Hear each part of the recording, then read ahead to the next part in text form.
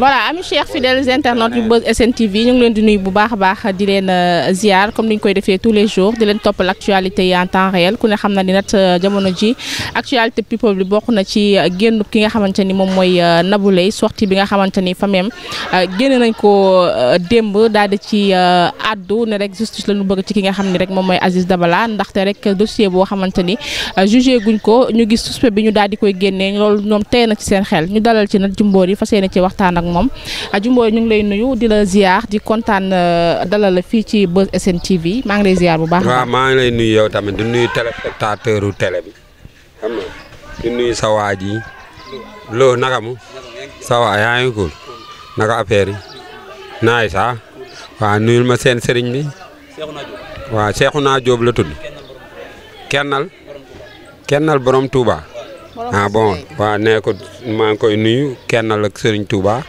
waaw Cheikhouna Diop maa ngi koy nuyu bu baax di nuyu seen téléspectateurs yi nuyu sama grand Abdou Aziz Silla Camara Mbaye Awa Mbuub sama xarit yooyu soxna may joxate alimatu Korea bàyyi ma kenn Aysatu Caat may jàmme bàyyi ma kenn F Jaas yi sama jigéen ñooñu maa ngi nuyu ñëpp yaa faat taal sama rakki bopp bàyyi ma kenn daal maa ngi nuyu ñëpp oui. jërëjëf nuyoo bi am na solo Jumboor yi dañuy ñëw ci actualité bi directement. ñi ma nga ko ñàkkal solo yow.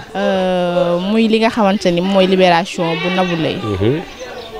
ginnaaw bi ñu ko tegee loxo def ko placé ko sous mandat de dépôt. yow libération bi lu la bett la wala bettu la. ah man bett na ma bettu ma daal. oui. ndax lan. non parce que dama gis ni femme bi waxuñu moo def de. ay nit lañ ko booleeloon. ni dañoo def. lu dëgg.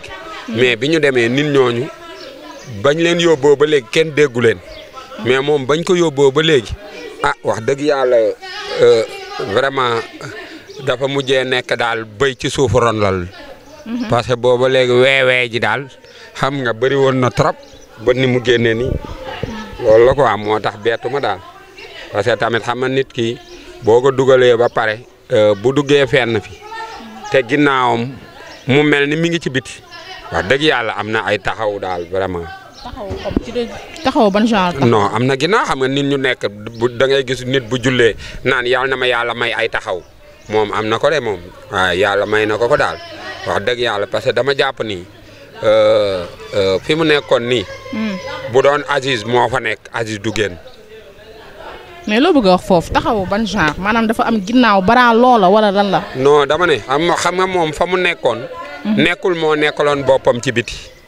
mais dama booy baal leen ñu ngeen football ba tëj bii boog wala ay waykat ngeen waxa rek waaw non dama gis ne xam fa mu nekkoon waxuma mu toog fa nag yéenewu ma ko sax. parce que borom njaboot la suñu sañoon dara du ko jot yàlla bu ko ndog dalati bu dee taxawu ci mais fa mu nekkoon toog laa wax. bu doon Aziz moo def lii dugg fee Aziz du génn. waaw léegi lan mooy différence parce que ginnaaw bi ñu am Aziz amu ko parce que Aziz bu amoon ginnaaw boobu ñoom duñ génn loolu laa wax vraiment Aziz moom wax dëgg yàlla dëgg. kon su ma la déggee bu baax maanaam Nabou Leye taxaw bu dëgër moo tax mu génn. ah kaso kay ku fa nekk taxaw bu dëgër moo la fay génnee tamit foo ne. yow mun nga dugg kaso amoo taxaw nga génn wax dëgg yàlla taxaw ndekete baax na oui. en tout cas libération bi nekk loo xamante ni. parce que ñu bëri rek ñu ngi ci am na taaw de wax dëgg yàlla. même avocat bi nga xamante ni moom moo doon layal famille Aziz Dabala. li mu wax dafa leer nee na parce que moom yëgul sax libération wu Nabou Leye. waaw mooy wax famille bi ñoom ñoo ko sa yëgal ndaxte dossier boo xamante ni dafa nekk en cours. première suspect bi nga xamante ni nee nañ la ko fa tegoon moo ko wax. ba ñu teg ko loxo dossier bu ñu jugé wu ñu génnee ko. moom loolu nekk na loo xamante ni ñu koy soog a gis. waaw mooy taxawu bi rek xam nga tey kenn yëgul dara moom waroon a yëgul ñun ñu waroon a yëguñu kenn yëgut ah waaye loolu ku amul taxaw mënoo ko waay wax dëgg yàlla am na taxawu daal. mais Nabou Leye fecckat dong la woon fii Sénégal. ah bu ko dongal de. parce que fecckat yi moom wax dëgg yàlla député nga ensemble mais bul xam la ca gannaawam loolooy wax ji waaw. wax dëgg yàlla bëri na ñu lay romb nii nga jàpp ni Jimbori mi chronique kese la fekk am na lu ne ci ginnaawam de wax dëgg yàlla loolu la rek. Aziz moom wax dëgg yàlla fu mu toll nii ku gëm yàlla dëgg mooy ànd ak Aziz parce que waa këram moom amuñu lu ñu jox nit wax dëgg yàlla parce que danoo deele. dëgg la waaw mais ku deelewul nag mun ngaa ñàkk sa xaalis mais mënoo boole deeleeg neexalaate léegi nag liñ bëgg léegi ñun dinañ ko ñëw def mooy deele ba pare di neexalaate dinañ ko def ñun wax dëgg yàlla. ça veut dire deele ba pare di neexalaate. non dama ne. xam nga ñun danoo deele. mais xam nga ku deele mënoo boole deele ak neexal. neexale waaw mais ku deelewul nag. mun ngaa boole mun nga ko booleeg neexal mais ñun danoo deele dañoo yaakaar ni bu ñu deelee munuñu ko booleeg neexale. mais gis naa ni fu mu toll ni foog ñu boole deele ak neexalaate parce que am na avocat yoo xam ne nii sax ñun bu ñu leen contacter nii duñ ñu nangoo jël parce que dañuy jàpp ni bu ñu ñëwee ñun amuñu lu ñu leen jox ku dee la. waaw bëri na fii avocat yu bëri woo nañ leen damaa yaakaaroon ni ay jullit lañ. mais ndekete ñooñu du fu ñuy jullee sax taxaweewuñ fa daal. loolu mi ngi ci tamit maa la ko ci ñamal tuuti pour ñu défendre dossier Aziz maa la ñamal tuuti. am na avocat yoo xam ne ñun woo nañ leen nangu ñoo ñëw. pour défendre dossier waaw di ñu lay. te xam nga lu tax. dañoo yaakaar ni bu ñu ñëwee ci ñun. duñ leen jox xaalis parce que dañuy naan ku deele du ko booleeg xaalis mais mënuñoo boole deeleeg xaalis mais léegi waxal ma ñoom ñëpp. ne leen léegi dinañ boole deele ak neexalaate loolu dinañ ko boole moom ñun dinañ ko boole de. mais dégg naa Nabou Leye dañ ko rawale nekkul Sénégal. loolu sama yoon newul si moom man ñu ko génnee ñoom lañ amal affaire de ñun en tout cas yooyu noonu moom bu génnee bu duggee loolu suñu yoon nekku si. waaw bu waree génn yàlla na génn bu waree dugg yàlla na dugg. mais démb gis nañ li nga xamante ne ñoom ñooy famille Aziz Dabala. pour la première fois ñu jàkkaarloog taskatu xibaar yi ni ki démb. ñaawlu maanaam ni nga xamante ne noonu la affaire yi déroulé ndaxte ñoom jàpp nañ ni ñoom comprendre tuñu. ñu justice bi di doxee ndax mënuñoo téye Nabou Leye ne moom suspect la. ay ak yeneen 7 personnes xaw ma 8 ci kaso bi. moom mi nga xamante ni maanaam bokk na ci ñu njëkk a teg loxo. ñu bàyyi ko te dossier bi nekkagul en cours maanaam daal dossier bi jeexagut. démb gis nga ni nga xamante ni noonu la ñu réagiré ban jàngat nga ci am. waaw mais noonu la xam nga sénégalais VIP boo nekkee sénégalais boo xam ne doo VIP moytul sénégalais VIP ray la rek. waaye Jimbori bu ma la déggee bu baax dafa mel ni yow da nga bëgg a wax ni Nabou Leye VIP la. xaw ma de dama ne la boo nekkul. non da nga may déglu xam nga man Aziz sama xarit la. dama lay wax lu leer. combat bi ci laa nekk. pour ki ko rey ma jàpp ko. loolu moo ma tax a jóg nii. li may dox ak lépp loolu la. pour ki ko rey ñu jàpp ko. mais dama ni boo nekkul sénégalais VIP moytul sénégalais VIP rey la loolu kay man maa la ko wax dëgg yàlla maire bi nag liñ ko joxoon ci jaxal. moom la ko gars yi iñaanee moo tax moom la ñuy dajalewaat ñun di ko jëlee ay bâche ak siège di ko defaree ay tiset yaakaar ni looloo ñuy may tamit loolu la rek mooy lu démbali mais ñun mënoon nañ bañ a yegg foofu xam nga daanaka moom ñu yore këyit bi mënoon nañ ñoo jaxalee jaxal bi gën a rëy tañ soxla ko ñun mooy képp ko xam nga am nga doole jàng nga justice nga jaxalee ñu ko rey Aziz mooy jaxal biñ gën a soxla jaxal boobu lañ soxla ni dang ñu koy jaxalee yor nga jaxal boobu. loo may xool ak say weer. yow rek laay laaj instant bii nii. man tamit yow laay tontu. non man yow laay laaj. non man yow laay tontu dama fee toog pour laaj la. xam nga man dama fee toog pour tontu la. comme yow da nga bokk ci combat bi. xam nga ban bokk ci combat bi man combat ñëpp yow mii sax buñ la rayoon ma jóg. ku ñu ray yow. yow la ñuy ray waaw lii boo ko lijjantiwul tamit mën nañ laa ray à tout moment dama lay wax rek parce que kii ray tàmm na ray ba pare.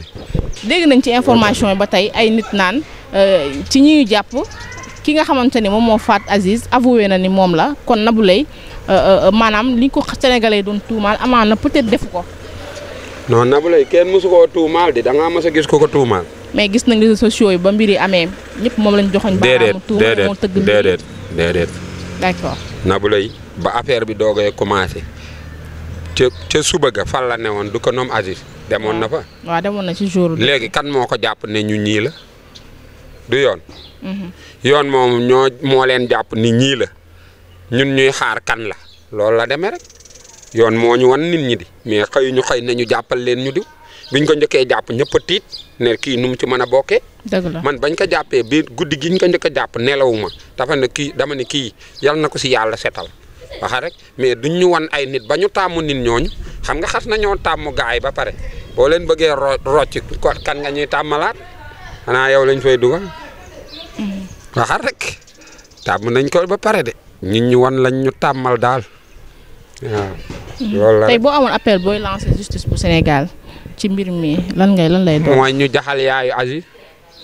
mais jaxal yaayu Aziz ça veut dire ak ñu jaale ko bëgg naa Bassirou Diomaye Faye nga ñëw jaale yaayu Aziz Dabala Ousmane Sonko ngir yàlla ñëwal nga jaale yaayu Aziz Dabala te yow suma xarit nga xaaral yow sama xarit nga man sa xarit laa bugaan bëgg naa nga ñëw jaale yaayu Aziz Dabala Amadou Ba noonu yéen ñëpp ngeen ñëw jaale yaayu Aziz Dabala maître El Hadj Diouf bëgg naa nga ñëw jaale yaayu Aziz Dabala maire Siré Kéledor li woo naa la pour nga ñëw jaale yaayu Aziz Dabala jaal mi nag benn jaal lañ soxlawuñu xaalis ngeen ñëw jaxalee ñu ki rey Aziz Dabala loolu lañ soxla. mais ñoom nan lañ leen mën a jaxalee ku rey Aziz Dabala mooy seen doole ju ñu yor nii doole ju ñu yor. bu leen neexoon balaa ñaari fan ñu jàpp ko. mais ñu jàpp ci kaso bi nag cette personne yéen waaye déggloo ma ñun jàpp kay nee nañ ñooñu dañoo yaakaar rek kon kay ñun jàppaguñ ci dara.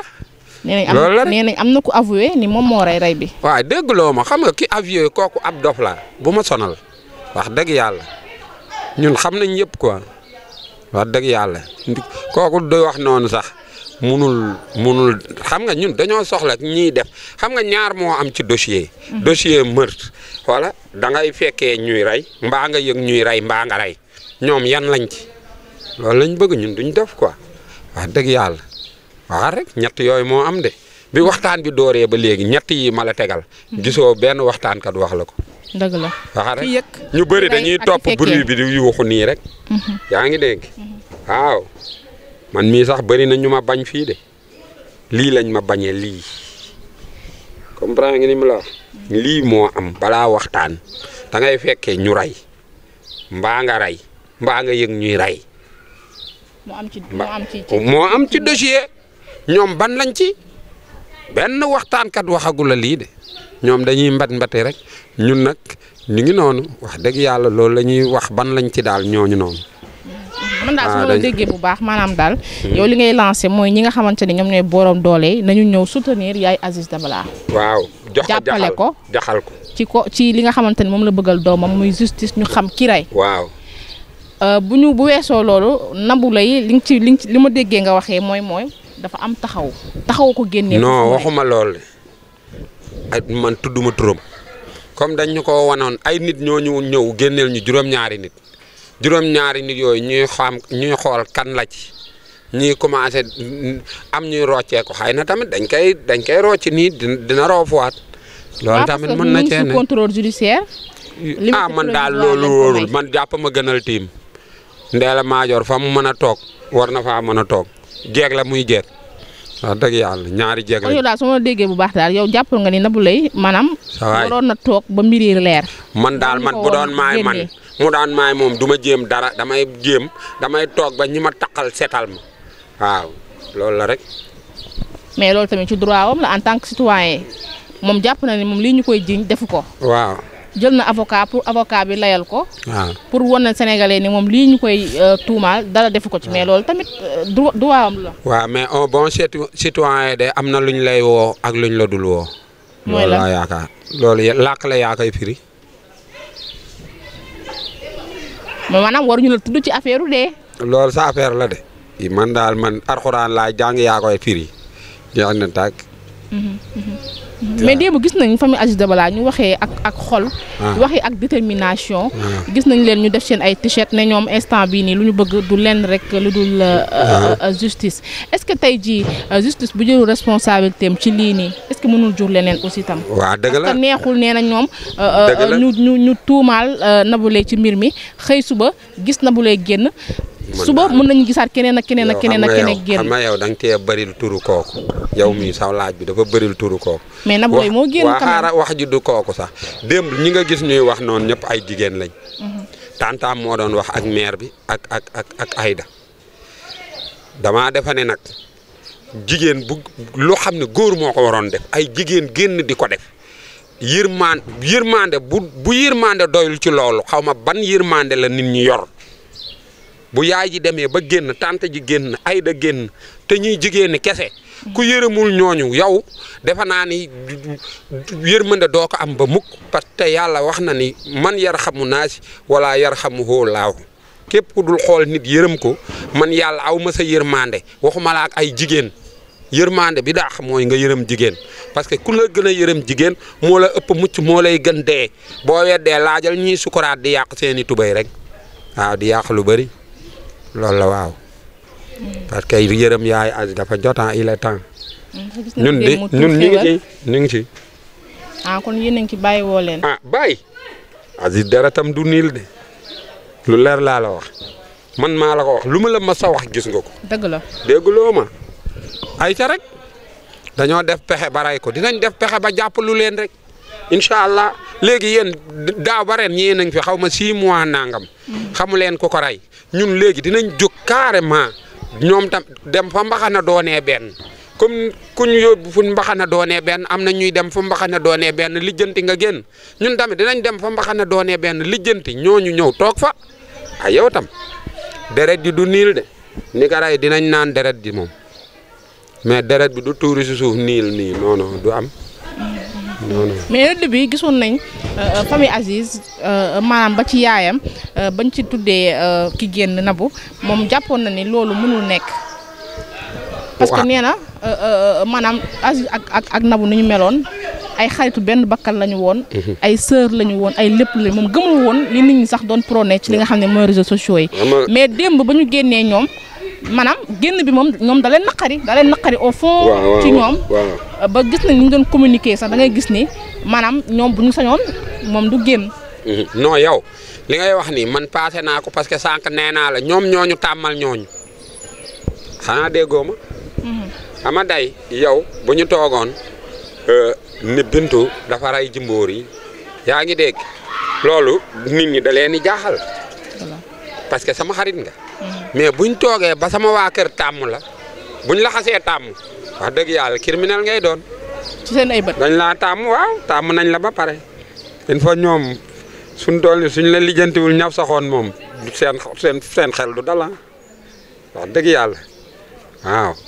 parce que yàlla rek li mu jox ku rey ku ñu rayal ay mbokkam ak li mu jox ki ñu rey. loolu buñ ko lijjantee rek wax dëgg yàlla am na ñoo xam ne bu ñu génnee di wax sax duñ gor wax dëgg yàlla duñ gor quoi loolu la daal. Aziz daal moom wax dëgg yàlla dee na nii rek waaw te li muy benn xaritu fecckat la dese ñi ci des yëpp gisatuñ leen mooy waajooju noonu Samba Nger kese moom daal kenn xamatu ko waaw meloon na ni sax musul dund kenn xamatul Aziz kenn benn nit Samba Nger waaye ñun dinañ ko xam loolu dara. gis nga ko de ni mu populaire woon ni mu nekkee staru fecckat yi bu daan fecc ci ginnaawam gis nga nu nu bëree. bilaay ñun kenn nit lañ ci gis amatul xarit. maanaam ñëpp dañoo abandonné dem toog. ah xaw ma de ñu ngi noppi daal loolu la waaw. ok dañ koy màcc.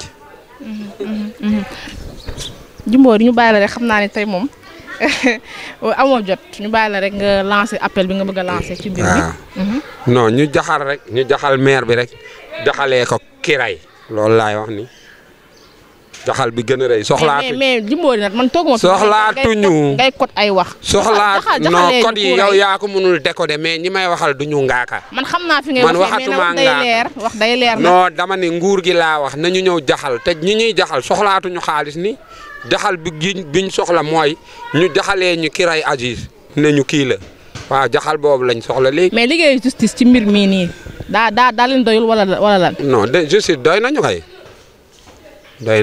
bu baax a baax mais wax dëgg yàlla doy nañu waaw.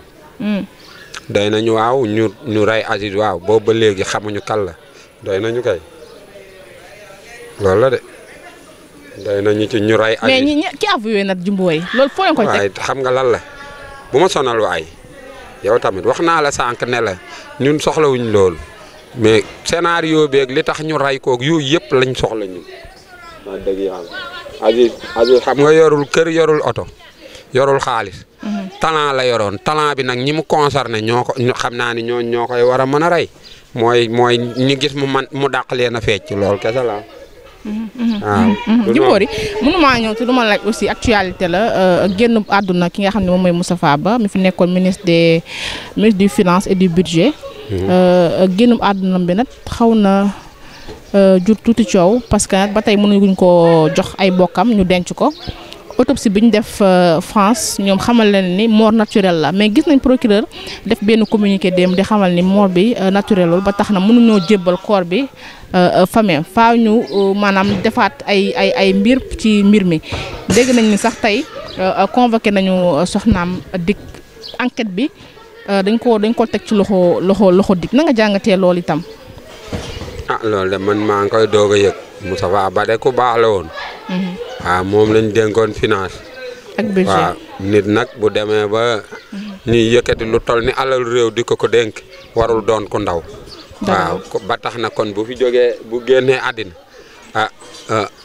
war nañ ko mën a lijjanti dëkk bi de moom wax dëgg yàlla moo tax am fi ndombal tànk baax na waaw ñu fi moor bu normalwul bari na de armel yële bari na fu ñu xam ne booy dóor ñuy jóg wax dëgg yàlla xaw la rek.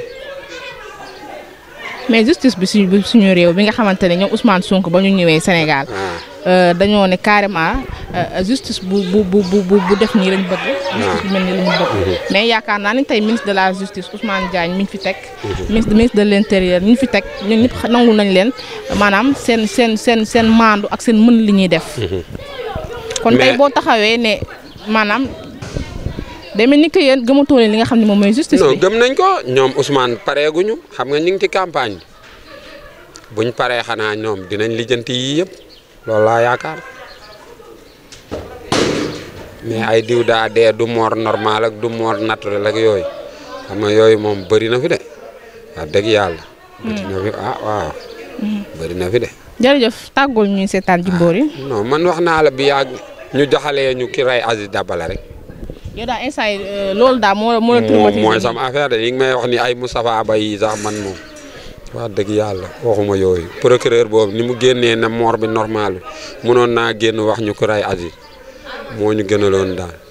jërëjëf. parce que kee moo jiitu Aziz a jiitu. wala rek. jërëjëf xëy na kee lu mu doon ministre rek. wala wax ji. dama gis ni combat bi yéen kese yemu leen ci de am na ñeneen ñoo xamante ne tey lire naa information.